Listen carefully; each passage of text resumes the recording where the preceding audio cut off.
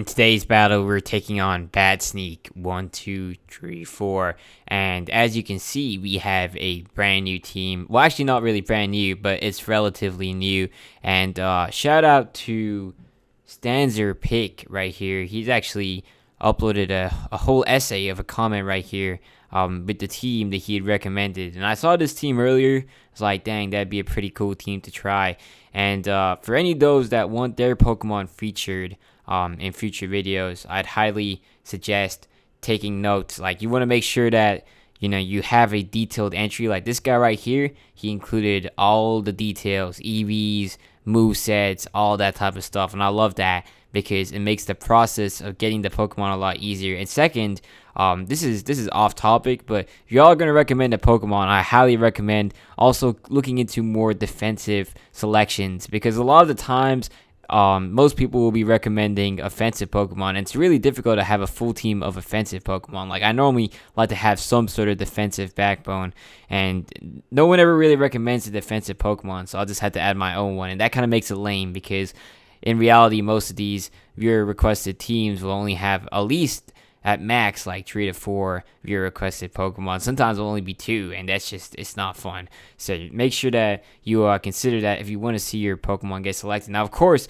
I'm still open to offensive Pokemon, but I'm just saying, if you want to get your odds up, that's what I recommend. So anyways, we lead with the Charizard here, and this guy's moveset seems to be more of a all-in kind of moveset. There's no Roost, and instead he's opted for Air Slash over the typical sets you'll see with Focus Blast, Solar Beam, and Flamethrower. And my set that I actually evolved the Charizard into had Scorching Sands and Weather Ball, and I forgot what I think Solar Beam was the last move instead as a replacement to the other options, because truth be told, I mean, it's a bit more effective, and Focus Blast is pretty unreliable, so Scorching Sands can really go quite the distance against other fire type Pokemon like Heatran, which can be problematic for Charizard. So anyways though, I'm thinking, well, really this team needs the Sun to get any momentum, although really Giratina too is such a problematic Pokemon for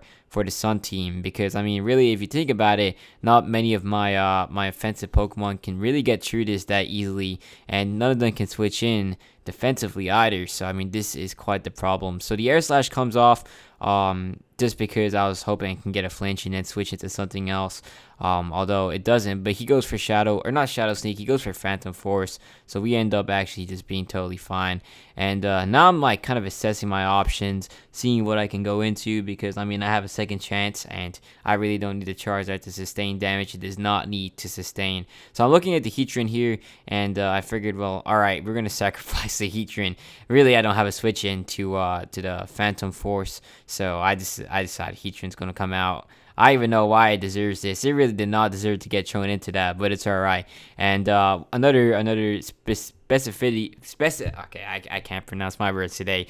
But another quirk here of this specific set is that it doesn't have leftovers. It has Air Balloon instead, which you can run. It's really niche. Like, the only time though I'd want to run Air Balloon is when I'm trying to counter another Heatran, which does happen a lot of times. You'd actually be surprised. Although typically I actually prefer the leftovers, because I mean, that gives you a bit more value, because once you get hit, the Air Balloon is kind of useless.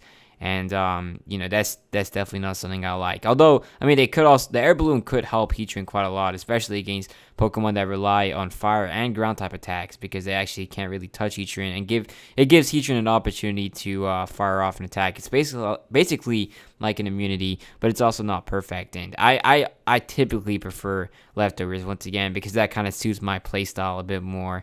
Because really, I'd say that Air Balloon is a more offensive-minded mindset.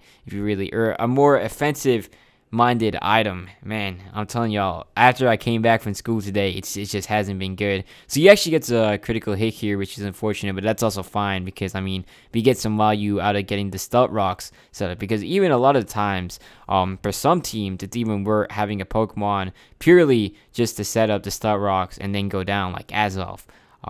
So that's definitely something that is that does produce YU. So anyways, the Dragonite's going to come out here because we have multi-scale, and that basically gives me the free chance to Dragon Dance and then get a super effective hit off or pressure him out into another Pokemon. Getting back to the team itself, you'll definitely notice that it is really meant to be aggressive.